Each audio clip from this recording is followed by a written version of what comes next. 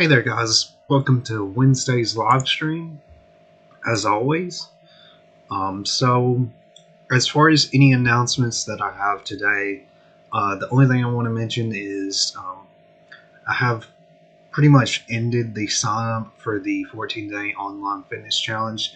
I do have some active trial clients that are in the challenge right now that are doing workouts, so that's great to hear.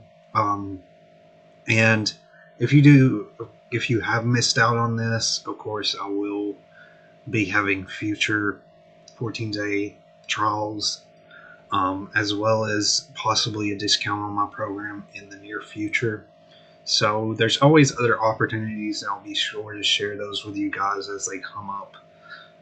But right now, the 14-day challenge is ongoing, and I do have trial clients in the program at the moment. So just be aware of that, and I will have new opportunities that you can join in the near future, and I'll always share those in the group or on my Facebook page. So with all that being said, that's pretty much all I have as far as anything to announce. So the discussion for today, of course, is on vitamins and what they are. I'm excited to talk about this because this is sort of an expansion again on last week's topic where I talked about hydration. So this is sort of expanding a little bit more on, more of the health side as far as it relates to, weight lifting and weight training. This is more of the nutrition and health related, section that I've been trying to discuss and trying to share with you guys recently. I will go back into talking more about workouts, but I do really want to get into detail about this side because it's just as important as any workouts that you do. So, as far as the content that I'm going to be talking about today, I'm going to be talking about all about vitamins. So, there are basically two separate categories of vitamins, and they're fat soluble and water soluble, and I'll discuss those. I'll talk about vitamin deficiency, and of course, I'll share with you my contact information where you can reach out to me if you have any questions towards the end when I conclude the presentation. So that's pretty much a synopsis of what I'll be discussing today. So let's go ahead and get started and talk about fat-soluble vitamins. So again, like I mentioned, vitamins can be separated into two distinct categories, and they can be divided into fat-soluble and water-soluble vitamins. So when it comes to fat-soluble vitamins, they're separated into four different vitamins. This is known as vitamin A, vitamin D, vitamin E, and vitamin K. There's no specific order of those, but I do want to sort of discuss exactly what fat-soluble means. So for fat-soluble vitamins, that basically means that it takes longer for the body to sort of process this particular vitamin. So, give me just 1 second. So, when we talk about these vitamins, they contain, they're primarily fat-contained vitamins. And these type of vitamins, you can have a risk of toxicity or overtaking vitamins. But as far as with these are going to pose a greater risk for toxicity versus water soluble, which I'll talk about. So I do want to sort of go into summarizing what these vitamins actually mean and what is in them. So let's go ahead and talk about vitamin A. This is commonly supplemented with beta carotene. You likely have heard of beta carotene before. It is actually a red-orange pigment that is found in vegetables and fruits. And this pigment is converted into the body into vitamin A. Of course, it's a fat-soluble vitamin. Toxicity can be potentially possible with this vitamin if you're excessively taking the supplement. But again, like, as far as toxicity with a lot of vitamins, it's really rare that you can, sort of take too much of a vitamin, I guess you would say. Um, as far as this vitamin is concerned, there can actually be side effects with this if you sort of overtake this vitamin, which can be dizziness, headache, reduced bone density, congenital birth defects, and even death. As far as with, like I said, with vitamins, you would have to take an excessive amount for that to even be, extremely possible. So let's go ahead and talk about the next vitamin we have, which is vitamin D. It's referred to as the sunshine vitamin. It's naturally produced in the skin when exposed to ultraviolet light. In animals, vitamin D is produced from cholesterol following the activation of sunlight. You've likely heard of vitamin D. So, again, it's going to play a critical role. It plays a critical role with calcium, actually, as well, and it helps with bone health. So, as far as vitamin D deficiency, it is actually pretty common in many countries, including the United States. So, as far as the deficiency is concerned, about 39%, about 39% of the population is labeled as deficient in the United States for vitamin D, and even other parts of the world. It kind of varies in different parts of the world.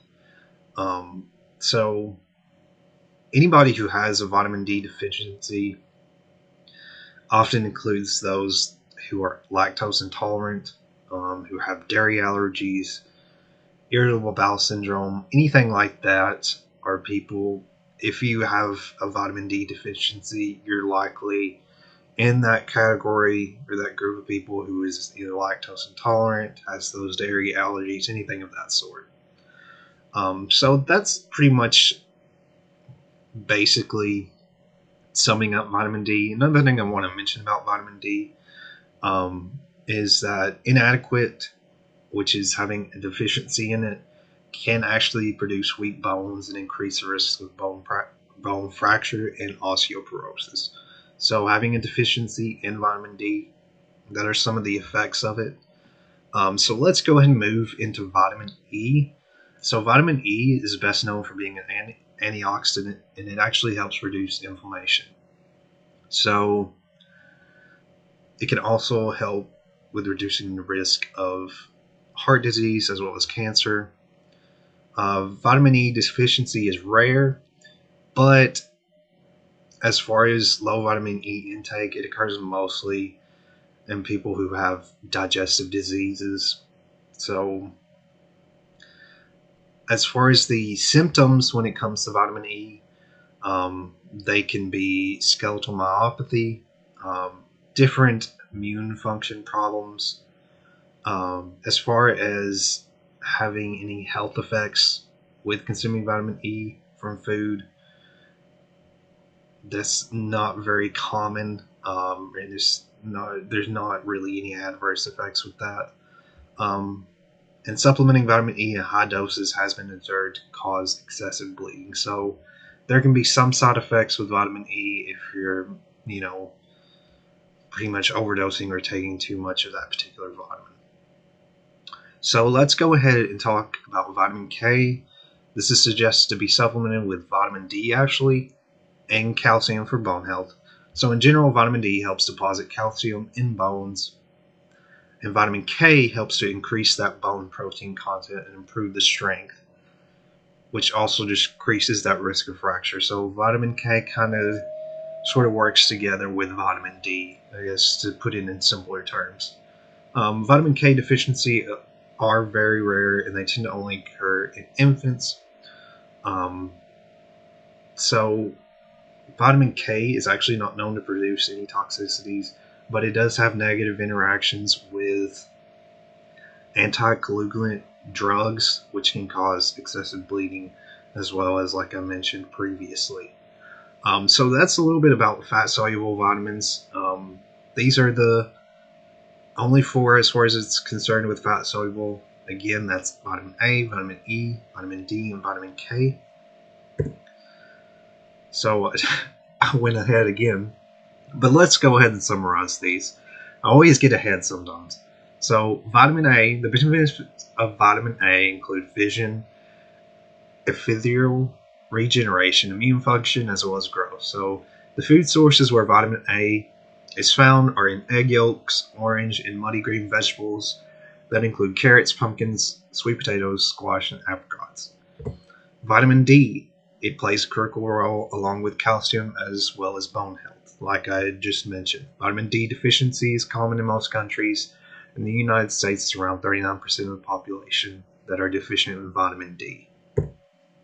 Vitamin E focuses on the preservation of the body's cell structure as well as being better known as an antioxidant and may reduce inflammation as well as reducing the risk of heart disease and cancer. Vitamin K is often suggested to be supplemented with vitamin D, like I mentioned previously, for calcium and bone health. Vitamin K may help direct calcium disposition to bones. So again, vitamin D and vitamin K sort of work together. So that's sort of a summary of where you can find those vitamins found in, or where those vitamins are found, and sort of a little bit about what they are and what they do as far as fat soluble vitamins is concerned. So let's go ahead and get into water soluble vitamins. These are probably some that you're more well known with. And water soluble vitamins actually are in more vitamins than fat soluble, but let me go ahead and explain a little bit about this. So water soluble vitamins are basically two vitamins. However, they are two vitamins, but you have the C vitamin as well as the B complex vitamin, which includes many other vitamins. So primarily composed of the C vitamin as well as B complex. As like I mentioned, however, B complex is separated into multiple B vitamins. So vitamin C is required for collagen synthesis in the body, protein metabolism. Vitamin C is also suggested to help immune function. And one thing to keep in mind is that vitamin C deficiency is often rare. The term related to deficiency with vitamin C is scurvy. You may have heard that term. So basically what scurvy is a disease resulting from insufficient vitamin C and is characterized by spontaneous bleeding, usually of the gums, anemia, swelling, weakened joints, and loss of teeth. So that's its deficiency in vitamin C. Okay, so vitamin B complex. So when we're talking about vitamin B complex, there are multiple vitamins to talk about. So with the vitamin B complex, you have vitamin B1, B2, B3, B5, B6, B7, B9, and B12. That's all the B complex vitamins. So vitamin B complex helps with a little bit of everything in the body. These vitamins primarily focus on macronutrient metabolism. Biotin, known as B7, is supplemented for hair, skin, and nail growth. There are a large number of B complex vitamins, 8 separate vitamins for various functions. So this sort of gave an example of B7. Let me share with you some more examples of these. So the B complex vitamins, you have B1 that is known as thiamine, B2 is riboflavin, B3 is niacin, B5 is pantothenic acid, B6 is pyridioxine, B7 is biotin, like I just mentioned, B9 is foliate, and B12 is cobalamin. So that's sort of the scientific terms for those vitamins. So let me sort of discuss a little bit of some of these and give you sort of an example of what they are. So for example, with biotin again, which is known as B7, again I mentioned it's supplemented with hair, skin, and nail. And foliate, which is vitamin B9, actually helps with gene expression, is very important as a prenatal vitamin. Vitamin B12, which is cobalamin, is helping with red blood cell production in the body. So that's a little bit about some of the vitamins. There's so many that you can sort of discuss with these vitamins. Again, researching sort of specifically what you need for these vitamins is important because they're going to do different functions. If you're focusing on, hair, skin, and nail growth, you want to be taking B7 vitamins. Again, the prenatal vitamin, like I mentioned, like I just mentioned, foliate, vitamin B12 for red blood cell production. So there's so many different things that the vitamin B complex does. And I know there's supplements as well that has a combination of the vitamin Bs. I know there's separate supplements you can take of specific vitamin Bs, like a vitamin B12 supplement or a vitamin B3 supplement. So there's so many different vitamin Bs you can get if you don't want to take a full, the full B complex vitamins. So another thing I want to shortly discuss before I wrap this up is minerals. So I've likely heard the term minerals combined with vitamins. So minerals are separate from vitamins, actually, and that they are inorganic natural substances. Excuse me. So, for example, that would include sodium, calcium, magnesium, and zinc. Some more examples would be like potassium, sulfur, phosphorus. So these are just separate inorganic natural substances that do separate functions from vitamins. But they do play an important role in health as well. So I did want to sort of discuss that. Maybe I'll do a separate topic on minerals because, again, there's some separation between the two. So I did want to discuss that. Alrighty, so that's pretty much all I have for you guys today. I want to thank you for taking the time to watch this. I hope that you found some good information. I hope that I gave out, some information and value that will give you an idea on, vitamin deficiency, what vitamins you need to focus on for, particular things you need to target with your health that need to be addressed if you have certain deficiencies in certain vitamins, and sort of discussing about toxicity and, I guess, quote unquote, overdosing on vitamins, which is very rare, but it can happen. And I wanted to sort of discuss that as well. So that's pretty much all I have for you guys today. If you have any questions, feel free to email me, and you can text me through my phone number I've provided on screen. I'm always here to answer your questions, and I really thank you guys for taking the time to watch this. If there's anything, if it's previous live stream or anything else you want to discuss, feel free to let me know, and I'll answer those questions. Just let me know that it's you, and I'll be willing to answer those questions. So thank you guys for taking the time to watch this. I hope this has helped you with vitamins and sort of knowing what they do. I do have another live stream coming up next week, and I will share it in the group. So feel free to join that when it comes up, and I'll share it. And you can RSVP to that in advance.